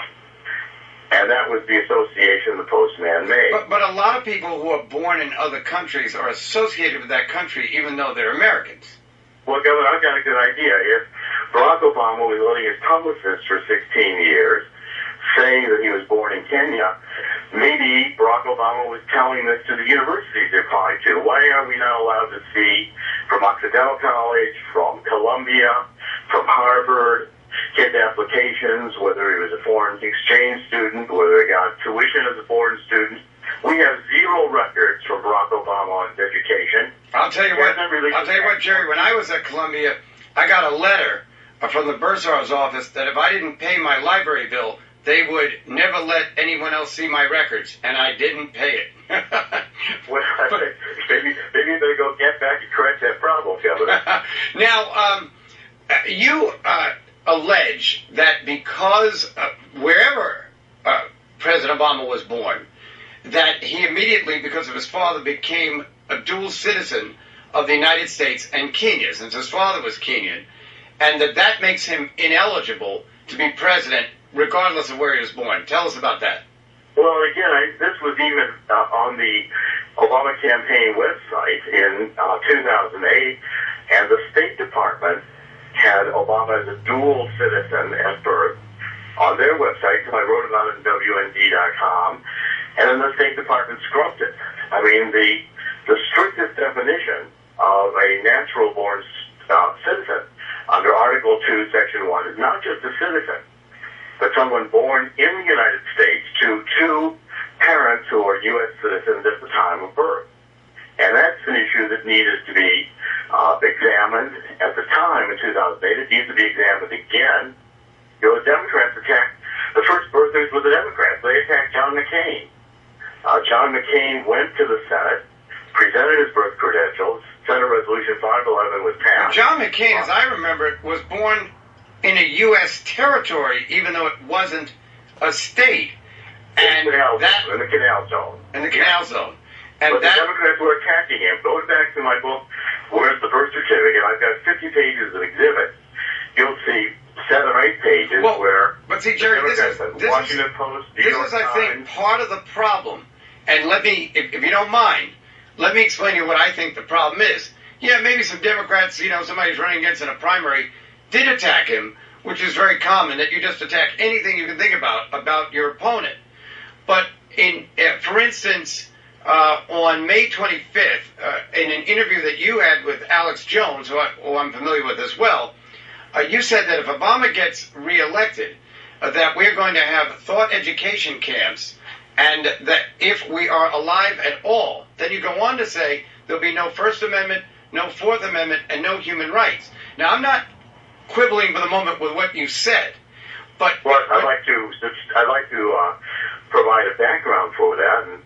And you can provide a background for it in a second. But what I'm saying to you is that when somebody has that much of a viewpoint about an individual, how do they get credibility? Because I heard you right here on WOR on the Steve Malzberg show saying really that you were just trying to look at all candidates to see whether or not they are eligible to become president.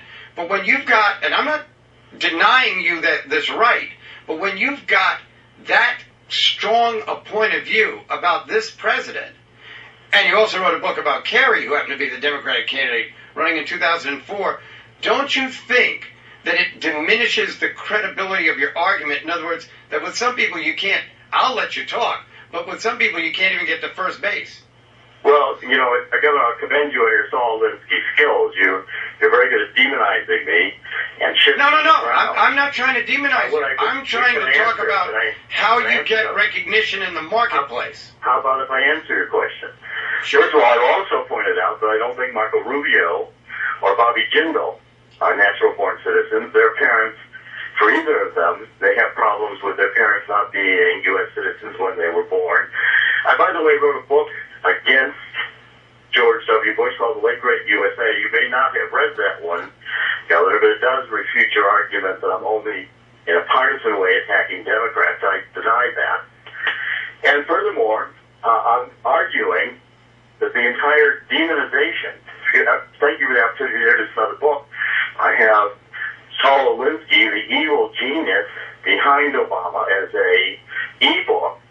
It's doing tremendously well because I point out that this is the technique the White House is using to defend itself. Rather than Obama releasing the document, you want to see my birth certificate, I'll show you the original. I was just in Hawaii with the sheriff's posse last week, Sheriff Arpaio's posse, and still to this date, Hawaii will not show the original birth records. All right, let's go into that a little. Let's get those out of the vault. Okay, fine. Let's go into that a little deeper. So the president releases his allegedly his birth certificate and the long form. At least many of us think it is the birth certificate. Tell us why it's not. This happens in April 2011. What the White House released was a PDF electronic file. Sheriff Arpaio's law enforcement examination has probable cause to believe that's a forgery. I said it was a forgery immediately. You can take the element that's supposed to authenticate that document, the registrar's date stamp and the registrar's name stamp, and you can move them at will on the document. They're imported from another layer. It's a manufactured document on a computer. And any lawyer will tell you, in a court, the best evidence of the document itself. Why is the document just being hidden in the vault? And by the way, when President Obama was about it, why couldn't he release as well his college records, his grades back to grade school, his passport records? We don't even have a list of all the countries Obama's visited. Do we have that list for other people? Well, sure. I mean, this is the kind of thing that's demanded. You have the Obama campaign demanding to see Bain Capital records. Right, but I don't think the Obama campaign shows identity records. But I don't think the Obama campaign should get Bain's Capital records, and I think people ask for a lot of things that they don't get. I think when it becomes an issue. All right, let me ask you this: why do you think you would? I think agree that the majority of Americans accepted that President Obama cleared up the issue by. I don't think so. Not from surveys I've seen. I think you've got 60% of the American people, and growing, still doubting that Obama was born in the United States. No, the hospitals have not released records. There's no record of Barack Obama's mother being a patient. Now, the next thing we're going to hear is Capilani destroyed its records. I mean, it's all the case with Obama. You can't get the final record. And presidents have to produce documentary evidence when these questions arise. Now, Jerry, are you contending that Barack Obama's father is not his father? I'm relying on the Immigration Naturalization Service record in the file from 1961, when they said that Barack Obama, Sr., the Kenyan, used as evidence for staying in the country that he was born to Andam, a U.S. citizen, had this child, a U.S. citizen. They were going to contest it. They didn't believe they were married because they didn't live at the same address. There was no marriage certificate, and Barack Obama had a lot of girlfriends at the university. And you get lie after lie. Barack Obama Sr. Senior. And the INS was going to contest that they were married and that this was Barack Obama's child. If that was an issue to the INS in 1961, it's an issue for me today. But whether or not they were married wouldn't have affected his citizenship. And actually, the question I'm really asking you is, are you saying that somebody else is the father? Well, I haven't said that anyone is identified as the father. I've said that even putting a picture together of the African with the president, there's not much physical resemblance. And Joel Gilbert has done a very interesting DVD called Dreams of My Real Father, arguing that the real father is Frank Marshall Davis, the communist poet and newspaper writer that retired in Hawaii, and Barack Obama mentions in his autobiography.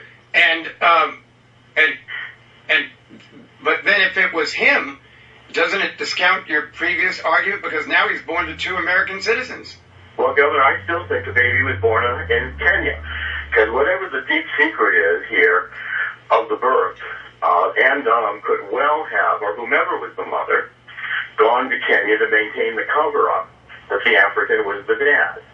But it's equally plausible. But other than that, did the mother, I believe, did go to Kenya with the baby at one point? I'm not sure. Okay. Again, we don't. Then how do we know she ever went to How do we know she ever went to Kenya at all? We don't. Again, the Secretary of the State Department says the key records for Ann Dunham are missing. It's over and over again a pattern with Obama. The dog ate all the key records, so we don't have Ann Dunham's passport records from 1991. They're conveniently gone. Well, when the dog ate the records, was the dog in Kenya or in Hawaii?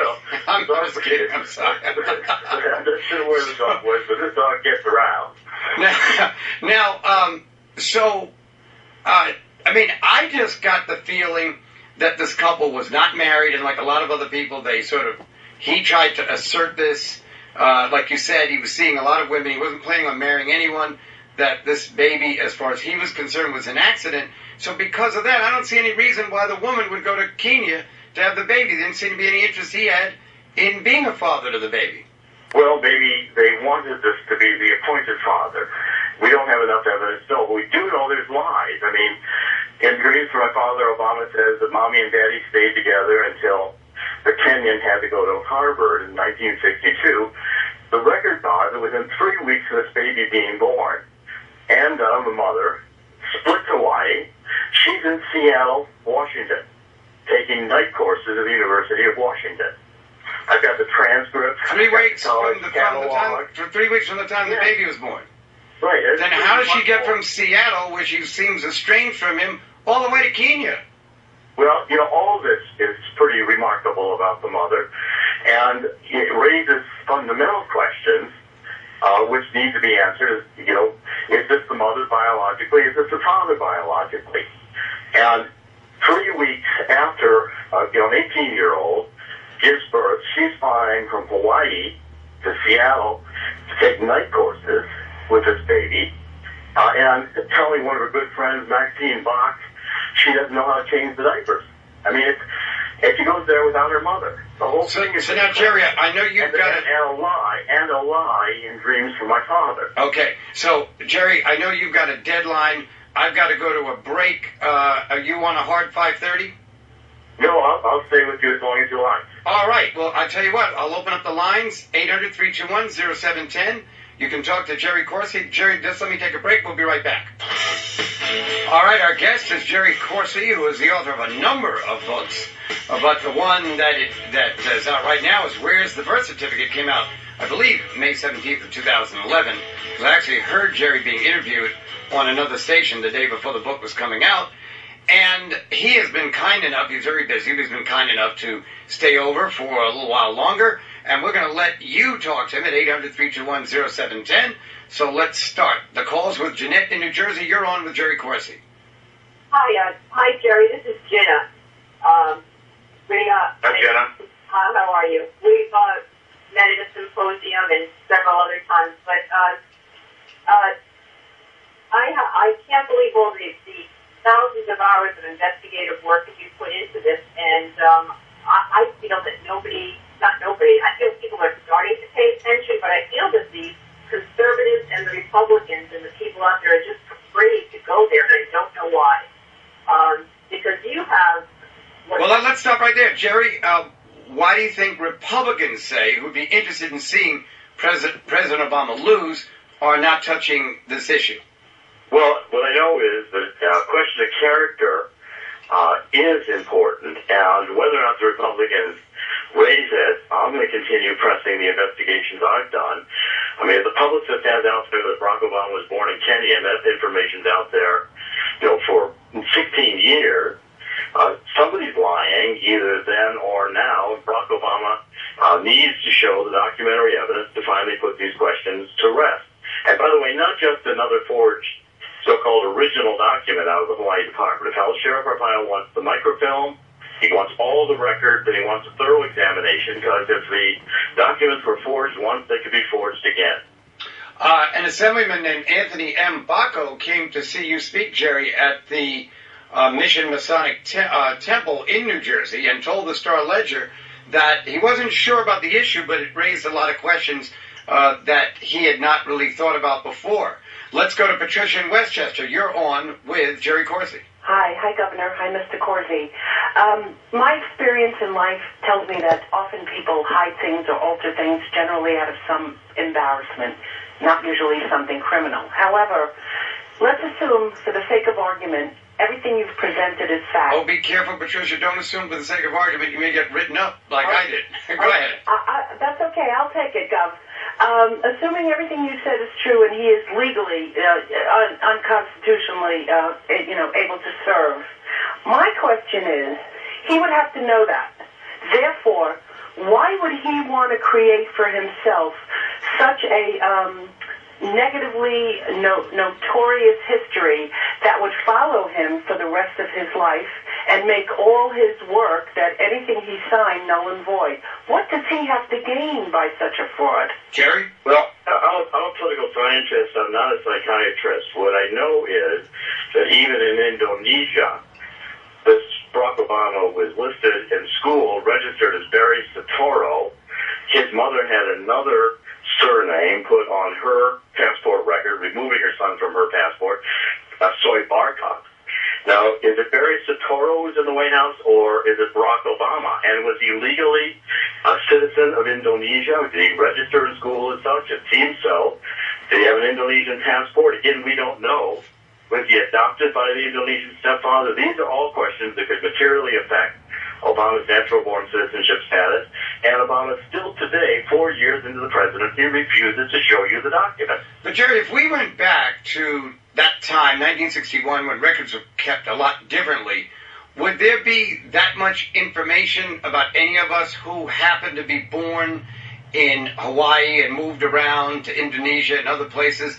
And, there may have been some identity issues. This was an interracial relationship that apparently the couple never got married. Like Patricia said, couldn't a lot of embarrassment really explain a lot of what went on? Well, I've examined a lot of records trying to find Obama's, and quite frankly, Governor, I think some of the records maintained in 1961 were more meticulously maintained than today. I've got documents from Hawaii going through audits with the federal government showing that their vital statistics were maintained in 99% compliance with federal requirements. The documents from the INS appeared meticulous. Okay. Whether or not the family was born. The documents are excellent. No, I get the point. All right, let's go to Phil from Queens. You're on the air with Jerry Corsi.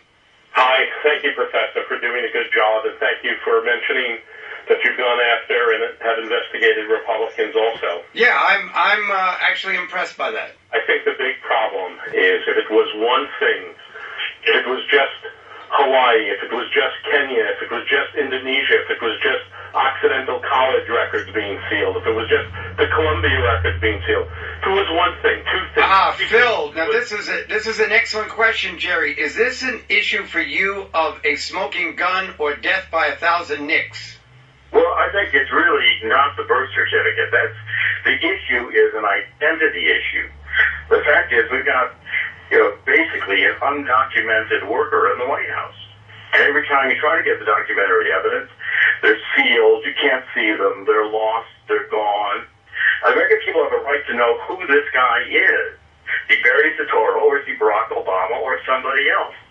We're 4 years into the presidency, and these fundamental questions about who Obama is have not been answered, with a loving press falling all over Obama and not asking questions that they would normally ask to vet a candidate like Romney. All right, Jerry, we have a call from Chris calling all the way from Detroit. Chris, good afternoon. Good afternoon, Governor. Good afternoon, Dr. Corsi. Quickly, if this was not an issue, why would the regime of Obama be spending, I've heard upwards of $3 million to defend any time this thing comes up in court nationwide? Secondly, what about this Social Security number this guy has, allegedly from somebody in Connecticut? If somebody would apply at my company for a job, not only would I want to do a drug test and a background check, but my gosh, if the Social Security number... Let me follow up with Jerry about that. Jerry, is there an issue about the Social Security card? Yes, it was issued to someone in the 70s in Connecticut. Obama was never in Connecticut to apply for this card.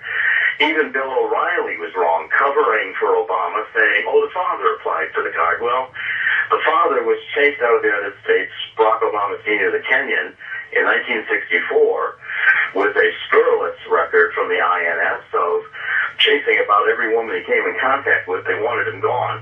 The father was nowhere around to apply for Barack Obama's Social Security company card. That number does not correspond to E-Verify.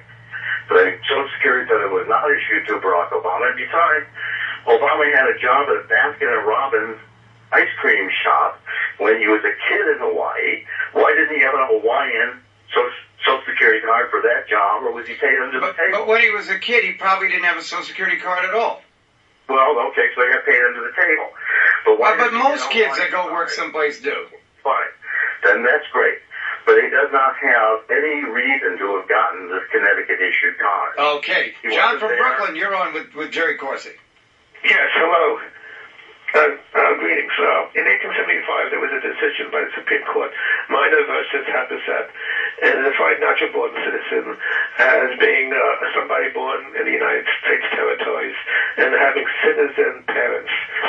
Now, apparently, according to Barack's story, this would disqualify him because his father was not a citizen. But it also would. But it wouldn't if he wasn't born in the United States territory. He's born in the United States because of why he was admitted about. No. I'm talking about citizen parents. Okay. The issue of citizen parents, and the case is minor v. Haberset, and I've written extensively that it does apply. And an attempt by the Obama supporters to redefine natural-born citizenship in light of the 14th Amendment is not justified in any decisions of the Supreme Court, regardless of the fact that a case here or there may mention it in dicta. Jerry, by the way, I'm just curious. What do you think about the issue that I've raised, and it's really just for discussion, that former Governor George Romney Sr., who has passed away, was born in Mexico to United States citizen parents. I don't know that there's ever been a finding constitutionally on whether or not he could have served had he continued to run for president in 1968. Well, first of all, I don't know why we're talking about George Romney. No, I'm just asking you that question. He may not have been. George Romney may not have been a natural-born citizen. But what's clear is Reuters and all these others trying to ask questions about Romney's birth certificate that they will not ask about Obama's because they're trying to support Obama. Mitt Romney was born in Detroit to two U.S. citizen parents. Yeah, no, we have no problem with Mitt Romney. Hold on just one second, Jerry. He's a natural-born citizen, okay, for sure. Hold on. We'll be right back. Chris in Buckhead, Georgia, for Dr. Jerry Corsi. Good afternoon. Hi, Dr. Corsi. How are you? He's ready for your question. Oh, I'm ready? Yes, my question was, I was curious, you mentioned earlier about the hospital records from the hospital there in Honolulu. I was curious, how long do they usually keep those kind of records? Well, the hospital won't say. Last time I went to the hospital and asked that question, they said I would be arrested if I didn't leave the premises immediately. So they won't tell you how long they keep birth records of anybody? No, that's right. They won't tell me anything. They won't answer any questions at all. And Jerry, also, you claim that there's somewhat of a dispute between two different hospitals in which the president may have been born. Well, initially the family was saying that Obama was born at Queens Hospital. And then it changed. They said, no, it's Kapiolani Hospital. Well, you can't, I don't know how somebody's born in two different hospitals at the same time or confused about it. And neither hospital has produced a single record that the mother was ever a patient there. Mike in Long Island for Jerry Corsi. Hey, hi, Governor. A couple of calls ago, someone asked why Republicans would be so reticent to bring up this issue, as they were last time, in the last cycle. And I think there's an obvious answer that, is the potential social consequences of disenfranchising this president or removing him from office or nullifying his actions, which would be that there would be substantial race riots across America. I think the urban areas of America would explode, and it would be nearly essentially a civil war if that were to occur. So all the arguments from a technical standpoint, Jerry, let's hear your great, but let's hear I your answer response. that. But go ahead. First of all, my pursuit is for the truth. And our founding fathers believed that we could handle the truth.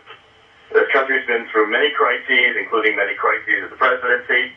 Founding fathers left us a strong document, the Constitution. If we adhere to it, we'll have a strong republic going forward. We've got excellent law enforcement across the country. And if a threat of criminal civil violence is the only reason we don't pursue the truth. But the idea of criminal civil violence because the president's found not to... Preposterous. It's preposterous. Okay, thank you for that, Jerry. At least. Wow. Okay, James in Longview, Texas. Well, good afternoon, Governor Powers from Dr. Corsi. Anyhow, Dr. Corsi talked to you on the subject with Gordon Liddy, and basically I was just wondering if Barack Obama is proven ineligible to fulfill constitutional prerequisites to serve as president, kind of like the previous caller was saying, would the public have the gumption to seek his impeachment and removal? I mean, would we?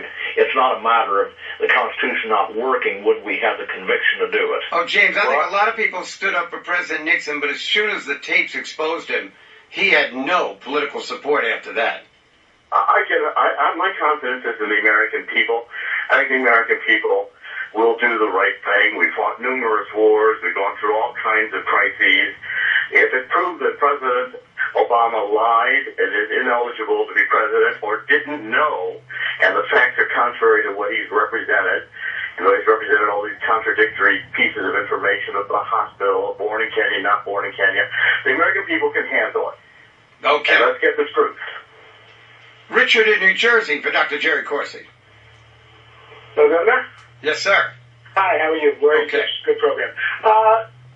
Obama's birth announcement was published in his Hawaii newspaper 4 days after his birth. How do you explain the publishing of the birth announcement in Hawaii if he had no connection with Hawaii at the time of his birth? Hawaii law permits the registration of births by the family, not even by the doctor. Anyone who knew of the birth is allowed under Hawaii law in 1961 to go in and just register the birth. Today, Hawaiian law even allows you to register foreign births, as long as you're a resident of the island and pay taxes. Hawaii is one of the... And so those birth announcements in the newspaper don't mean anything except that some birth was registered. And I've always said it's not because they thought he was going to be president, but it's always an intrinsic value to have U.S. citizenship. They want to register this child as a foreign national. The child was born in Kenya, and the family could register it as an out-of-hospital birth. The family would register it.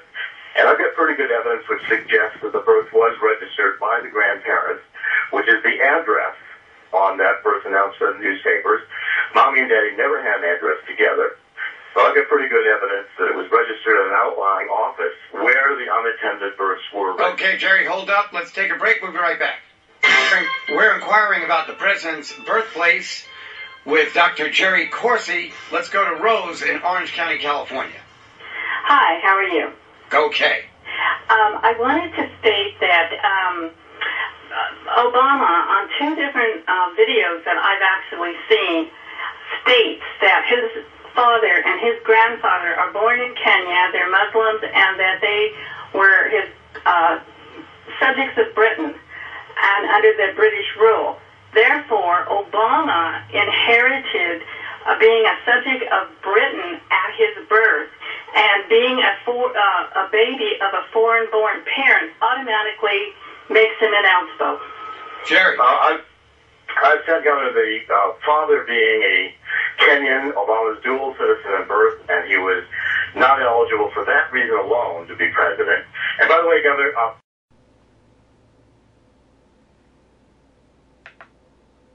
NoSpinNewsSource.com